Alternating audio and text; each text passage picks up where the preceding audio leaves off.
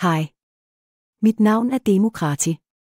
Jeg står her foran Aarhus Rådhus, hvor byrådet den 21. februar 2024 besluttede at sammenlægge de to organisationer bag Godsbanen, den selvejende institution Godsbanen og den kommunale driftsorganisation Godsbanen, i en enkelt organisation fra 31. marts 2024.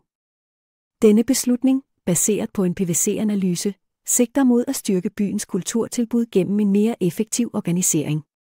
Fremover vil den nye samlede organisation modtage et årligt kommunalt driftstilskud på ca. 17,5 millioner kroner. Konkret vil den nuværende kommunale del af Godsbanens aktiviteter blive overført til en selvejende institution. Beslutningen blev truffet af et enigt byråd og med en række positive kommentarer fra såvel Socialdemokratiet som SF, blandt andet med understregning af Godsbanens værdi i kulturlivet for såvel professionelle som amatørkunstnere. Tilbage til studiet.